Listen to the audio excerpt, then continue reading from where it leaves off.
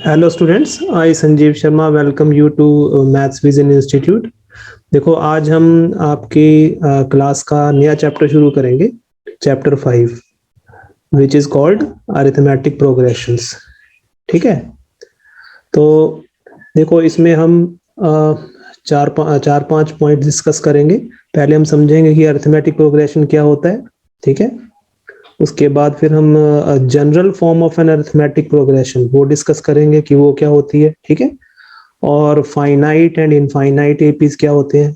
ठीक है, तो ये कुछ चार पांच पॉइंट्स हम डिस्कस करेंगे।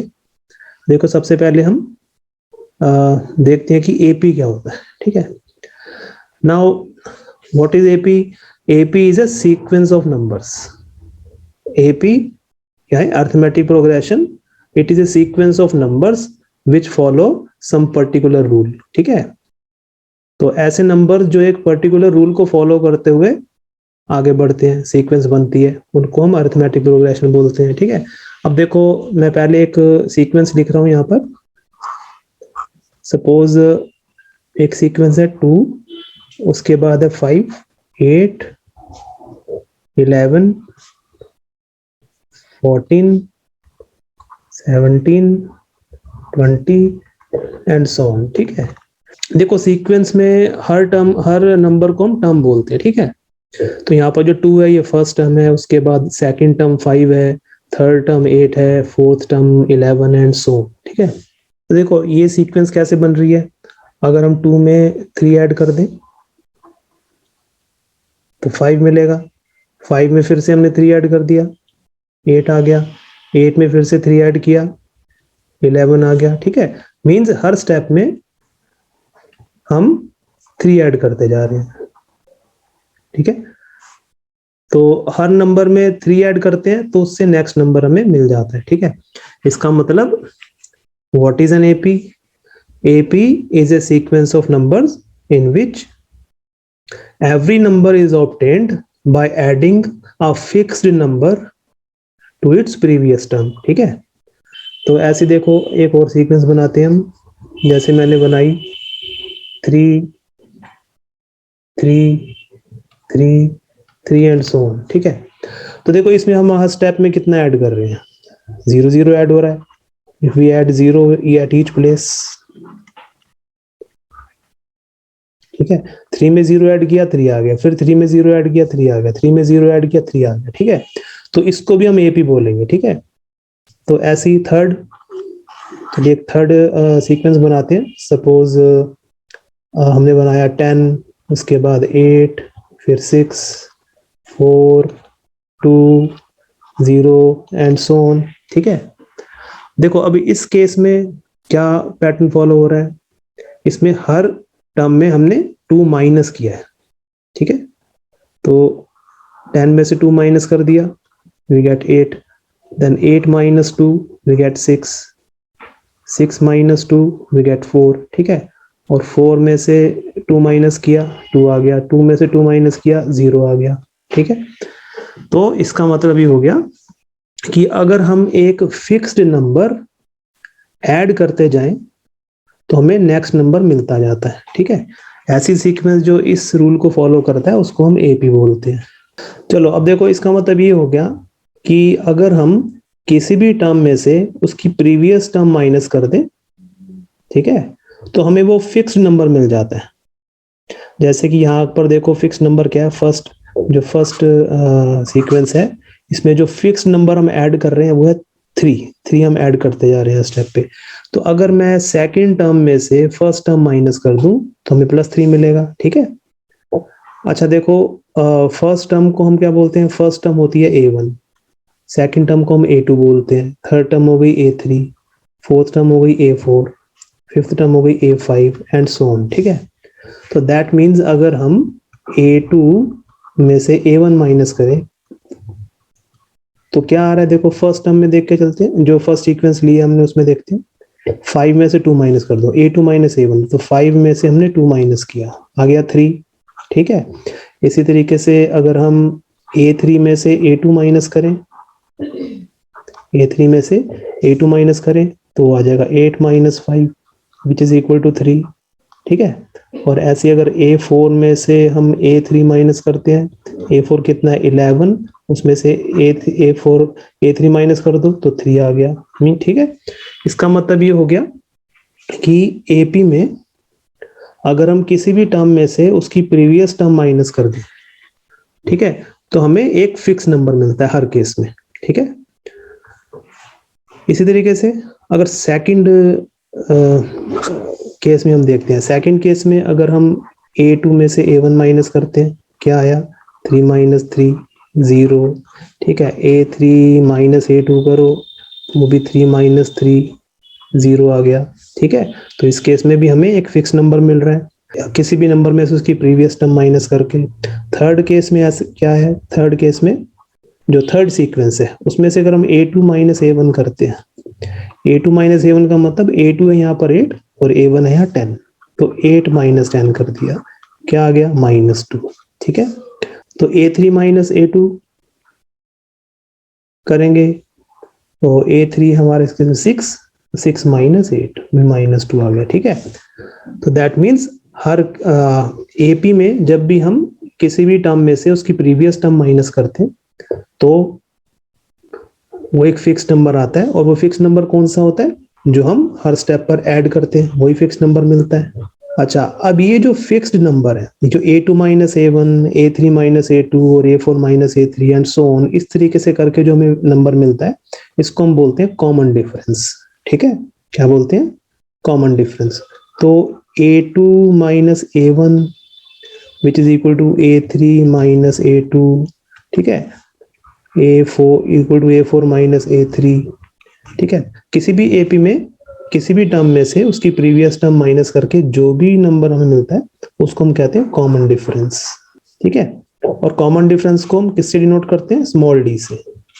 Common difference is denoted by small D. अब देखो ये जो कॉमन डिफरेंस है, कॉमन डिफरेंस ये पॉजिटिव भी हो सकता है, जीरो भी हो सकता है, नेगेटिव भी हो सकता है। जैसे फर्स्ट सीक्वेंस में हमने देखा, अगर हम A2 minus A1, A3 minus A2 common difference निकालते हैं तो +3 आ रहा है हर केस में। ठीक है, तो इस केस में कॉमन डिफरेंस पॉजिटिव है। सेकंड केस में कॉमन डिफरेंस 0 है, ठीक है, क्योंकि 0 आया था। और थर्ड केस में कॉमन डिफरेंस की वैल्यू -2 है, which is negative. So which implies that D can be negative, positive और 0। तो ये हमारा कॉमन डिफरेंस हो गया। चलो नेक्स्ट अब हम डिस्कस करेंगे general form of an AP. चलो ये जो general form of an AP है इसको हम एक एग्जांपल से समझते हैं। देखो हम कोई भी एक एपी लेते हैं, जैसे सपोज हमने फर्स्ट केस में जो एपी बनाई थी वो ले लेते हैं। तो देखो ये जो हमारी फर्स्ट टर्म है A1 को हम जनरली A ले लेते हैं। ठीक है, जो हमारी फर्स्ट टर्म है यहाँ पर A1, जिसको कि हम A के इक्वल ले लेते हैं, वो क्या है यहाँ पर 2। ठीक है, अब देखो सेकंड टर्म देखते हैं। सेकंड टर्म क्या है यहाँ पर, सेकंड टर्म है यहाँ पे 5। ठीक है, अच्छा 5 को हम 2 + 3 लिख सकते हैं। 2 + 3 का मतलब हो गया कि देखो ये जो 2 है, 2 तो हमारी फर्स्ट टर्म A के इक्वल है, 2 जो है वो तो A के इक्वल है। ठीक है, और यहाँ इस सीक्वेंस में कॉमन डिफरेंस क्या है, कॉमन डिफरेंस यहाँ 3 है। अगर हम A2 माइनस A1 करते हैं तो 3 आता है कॉमन डिफरेंस। तो यहाँ पर 2 के प्लेस पर हम A लिख सकते हैं, +3 के प्लेस पर D। ठीक है, क्योंकि कॉमन डिफरेंस यहाँ पर 3 है और फर्स्ट टर्म यहाँ पर A है। इसी तरीके से अब हम A3 देखते हैं क्या है। A3 है हमारा 8। ठीक है, देखो 8 को हम लिख सकते हैं 2 + 6। ठीक है, 2 + 6, और इसको हम आगे और किस तरीके से लिख सकते हैं, 2 + 2 × 3। ठीक है, तो 2 + 6 इज इक्वल टू 2 + 2 × 3, क्योंकि हम 6 को 2 × 3 लिख सकते हैं। अब देखो यहाँ पर ये वाला जो 2 है ये तो हो गया A। ठीक है, और +2 × D। ठीक है, ये जो इस वाले 2 के प्लेस पर हम A पुट कर सकते हैं, क्योंकि A की वैल्यू 2 के इक्वल है। A क्या होता है, A is a first term. ठीक है, A हमारी फर्स्ट टर्म होती है हमेशा, तो ये फर्स्ट टर्म आ गई। उसके बाद फिर ये +2 × 3, 3 यहाँ पर हमारा कॉमन डिफरेंस के इक्वल है। ठीक है, तो A + 2D कर दिया। इसी तरीके से अगर देखो A4 देखते हैं, अब हम A4 क्या है यहाँ पर 11, A4 है 11। तो इट इज इक्वल टू 11, ठीक है। इसमें सबसे पहले इसको हम 2 + 9 लिख देंगे। मीन्स हम क्या कर रहे हैं, ये जो पहला 2 है, हम फर्स्ट टर्म इसमें से सेपरेट कर रहे हैं। 11 में से फर्स्ट टर्म सेपरेट की, उसके बाद 9 आ गया, ठीक है। तो अब इसको हम 2 प्लस, अब ये 9 है, 9 को हम लिख सकते हैं 3 × 3, 9 को 3 × 3 लिख सकते हैं, ठीक है। तो ये हो गया हमारा a + 3d के इक्वल, ये हमारी फोर्थ टर्म आ गई, ठीक है। इसी तरीके से अब चलो a5 करते हैं। a5 क्या है यहाँ पर, a5 है यहाँ 14, फिफ्थ टर्म यहाँ 14 है, तो ये हो गया 14, ठीक है। अब इसमें से पहले फर्स्ट टर्म सेपरेट कर दो, मतलब 2, तो हो गया 2 + 12, ठीक है। Now it is equal to 2 plus, अब ये 12 को हम लिखेंगे 4 × 3, जो कि क्या आ गया a + 4 × d, ठीक है। और इसके बाद सिक्स्थ टर्म क्या है हमारी, इसमें देखो a6 है 17, इसमें 2 अलग कर दो, ठीक है, 2 स्प्लिट कर दिया तो बन गया 2 + 15, ठीक है, विच इज इक्वल टू 2 + 5 × 3, ठीक है। तो क्या हो गया, इस 2 के प्लेस पर a आ गया, प्लस 5 × इस 3 के प्लेस पे d आ गया, तो 5 × d, ठीक है।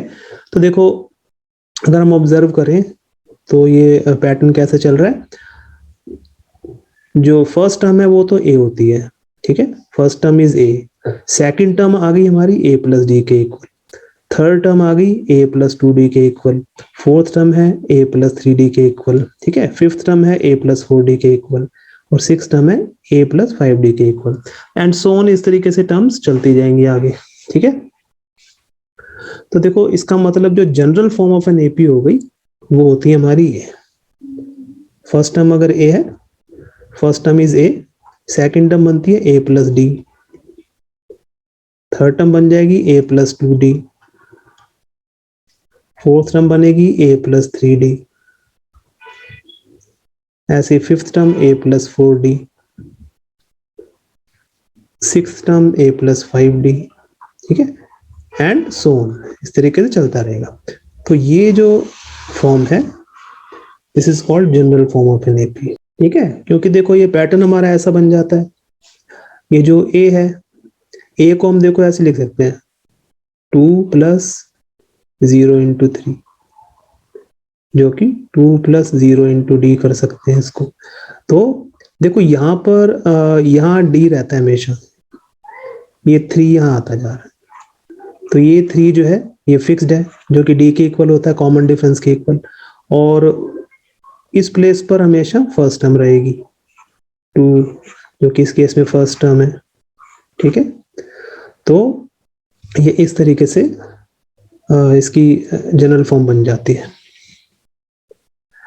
तो अब देखो, अब हम आते हैं नेक्स्ट पे, फाइनाइट एंड इनफाइनाइट एपी, ठीक है। पहले फाइनाइट एपी समझ लेते हैं। चलो देखो, फाइनाइट एपी का मतलब हो गया एक ऐसी एपी जिसमें फाइनाइट नंबर ऑफ टर्म्स हो, जैसे कि सपोज हम एक एपी बनाते हैं 1, 3, 5, 7, 9, 11, ठीक है। तो देखो इसमें कितनी टर्म्स हैं, ये 1, 2, 3, 4, 5, 6, इस एपी में 6 टर्म्स है, मतलब फाइनाइट नंबर ऑफ टर्म्स है, ठीक है। तो जिस एपी में फाइनाइट नंबर ऑफ टर्म्स होती हैं उसको हम फाइनाइट एपी बोलते हैं, या हम ये कह सकते हैं कि जिस एपी की हमें लास्ट टर्म पता हो, ठीक है, the AP in which the last term is known is called finite AP, ठीक है।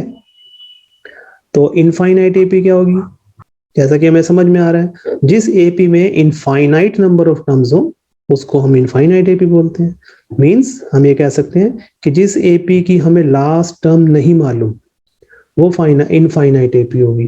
जैसे कि सपोज इसी एपी को अगर हम लेते हैं 1, 3, 5, 7, 9, 11 एंड सो ऑन, ठीक है। इनफाइनाइट एपी में सबसे लास्ट में 3 डॉट लगे होंगे, ठीक है। तो अगर 3 डॉट्स हैं, लास्ट में डॉट्स लगे होते हैं, तो वो इनफाइनाइट एपी है, मतलब वो कॉन्टिन्यूसली इस पैटर्न को फॉलो करती जा रही है, बट वो खत्म कभी नहीं होगी, मतलब हमें लास्ट टर्म उसकी नहीं मालूम, तो वो इनफाइनाइट एपी हो जाएगी। अच्छा चलो, अब हम एक जो कॉमन डिफरेंस है, कॉमन डिफरेंस हमारा होता है डी, ठीक है। कॉमन डिफरेंस का हम एक जनरल एक्सप्रेशन पढ़ेंगे, ठीक है। तो देखो, उसके लिए हम एक एग्जांपल लेते हैं एपी का। जैसे कि सपोज ये वाला एपी का एग्जांपल लेते हैं, हमारे पास ये एपी है 1। अच्छा, इसमें देखो जो हमारी कॉमन डिफरेंस है वो कैसे निकलेगा। डी जो है वो हमारा निकलता है A2 माइनस A1 करके, या फिर A3 माइनस A2 कर देंगे, या फिर A4 माइनस A3 कर दो, ठीक है। मींस एपी की किसी भी टर्म में से अगर हम उसकी प्रीवियस टर्म माइनस कर दें तो हमें कॉमन डिफरेंस मिलता है, ठीक है। जो कि यहाँ इस केस में कितना है, इस केस में अगर हम A2 माइनस 3 माइनस 1 किया 2 आ गया, 5 माइनस 3 किया 2 आ गया, 7 माइनस 5 इज 2। तो इन सभी एक्सप्रेशंस की वैल्यू 2 के इक्वल आई, तो ये हमारा कॉमन डिफरेंस है। अच्छा, आप देखो, अगर हम ये जितने भी एक्सप्रेशंस बने हमारे A2 minus A1, A3 minus A2, अगर हम इसमें ये जो छोटा वाला नंबर है, जैसे ये A1 है, A1 में ये जो 1 है इसको अगर मैं K ले लूं, ठीक है, तो A2 क्या बन जाएगा, फिर A2 बन जाएगा K प्लस 1, ठीक है ना, क्योंकि 2 होता है 1 प्लस 1 के इक्वल। इसी तरीके से अगर हम इस एक्सप्रेशन में 2 को K पुट कर दें तो 3 होता है 2 प्लस 1, मतलब K प्लस 1, ठीक है। इसी तरीके से इस एक्सप्रेशन में अगर हम 3 को K पुट करें, 3 को K पुट करें तो 4 होता है 3 प्लस 1 मीन्स K प्लस 1, ठीक है। तो इसका क्या मतलब हुआ, इसका मतलब ये हो गया कि D का हमारा एक जनरल एक्सप्रेशन बन गया, ठीक है। D is equal to A K plus 1 minus A K, ठीक है। D is equal to A K plus 1 minus A K, ठीक है। मीन्स अगर हम किसी भी टर्म में से उसकी प्रीवियस टर्म माइनस कर देंगे एपी में तो हमें डी मिलेगा, कॉमन डिफरेंस मिलेगा, ठीक है। तो ये जनरल एक्सप्रेशन हम यूज करते हैं क्वेश्चंस में कई बार, ठीक है।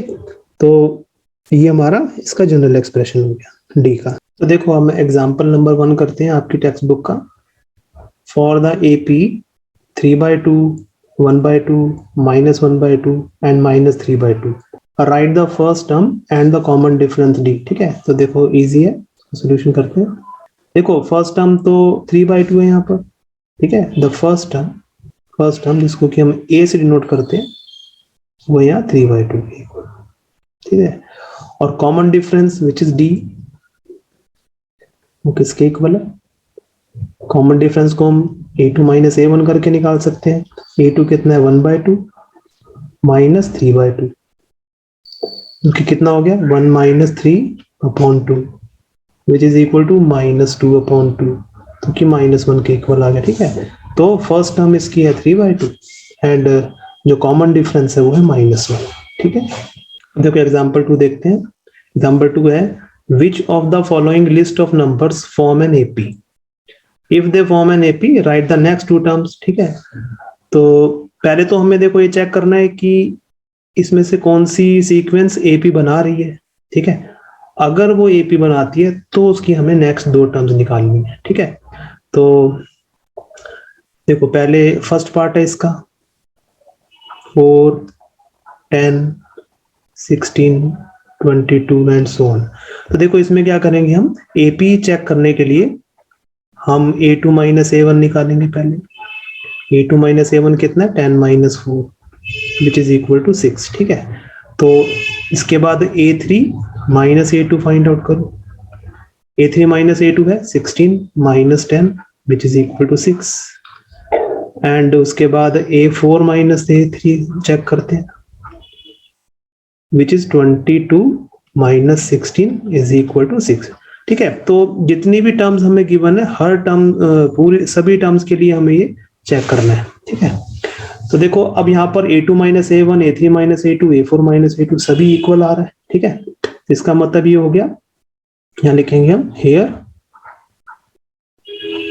AK plus 1 minus AK is same everywhere, ठीक है, क्योंकि देखो अभी हमने पढ़ा है कि डी का जो जनरल एक्सप्रेशन होता है वो होता है ए के प्लस माइनस ए के। तो अगर ए के प्लस माइनस ए के सेम आ रहा है तो मतलब वो फिर एपी है। तो this implies this is an AP. अब उसने बोला है कि इसकी नेक्स्ट दो टर्म्स निकालो। देखो इसकी हमारे को हमें कितनी टर्म्स गिवन है, 1 2 3 4 टर्म्स गिवन है, तो हमें A5 और A6 निकालना है।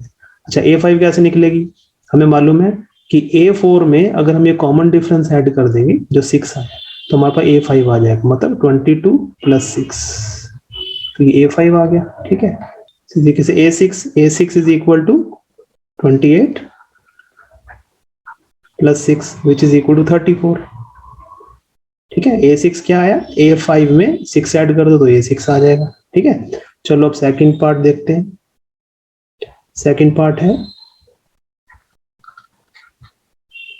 1 -1 -3 -5 एंड सो ऑन। ठीक है, तो अब देखो पहले इसमें A2 - A1 चेक करो। A2 - A1, A2 - A1 का मतलब हो गया -1 -1 जो कि -2 हो गया। ठीक है, ऐसे अब A3 - A2 which is equal to -3 -1, क्योंकि A3 हमारा -3 है और A2 -1 है, तो -3 ऑफ -1 हो गया विच इज इक्वल टू -3। और देखो ये माइनस इंटू माइनस प्लस हो गया तो +1, -3 + 1 इज -2। ठीक है, तो अब A3 now A4 -A3, A4 -A3 का मतलब हो गया -5। A4 है -5 माइनस A3 और A3 है -3, तो ये हो गया -5 + 3 विच इज इक्वल टू -2। तो इस केस में भी अगर हम देखें तो AK + 1 - AK की वैल्यू सेम आ रही है। So here AK + 1 - AK same everywhere, hence this is an AP। Next sequence है -2 2 -2 2 -2। ठीक है, तो देखो अब इसमें A2 - A1 करते हैं। A2 - A1 इसका मतलब हो गया 2 -2। ठीक है, A2 के प्लेस पर हमने 2 पुट किया और A1 के प्लेस पे -2 और बीच में ये वाला माइनस यहाँ आ गया। ठीक है, this is equal to 2 + 2 which is equal to 4। ठीक है, चलो अब A3 - A2 चेक करते हैं। A3 - A2, A3 - A2 हो जाएगा -2। ठीक है, देखो A3 है यहाँ पे -2। ठीक है, और A2 है 2, तो -2 -2 बनेगा विच इज इक्वल टू -4। तो इस केस में हम देख सकते हैं कि यहाँ A2 - A1 4 आ रहा है, A3 - A2 -4 आ रहा है, जो कि इक्वल नहीं आ रहा। ठीक है, तो this implies that AK + 1 - AK is not same everywhere, therefore this is not an AP। देखो फोर्थ सीक्वेंस है हमारी 1 1 1 2 2 2 3 3 3। देखो ये तो वैसे हमें नजर ही आ रहा है कि AP नहीं है, फिर भी चलो हम करके देख लेते हैं। इसमें अगर हम A2 - A1 करते हैं तो आता है 1 - 1 विच is equal to 0। A3 - A2 किया तो वो भी 1 - 1 इज इक्वल टू 0 आ रहा है। ठीक है, उसके बाद हम A4 - A3 करते हैं।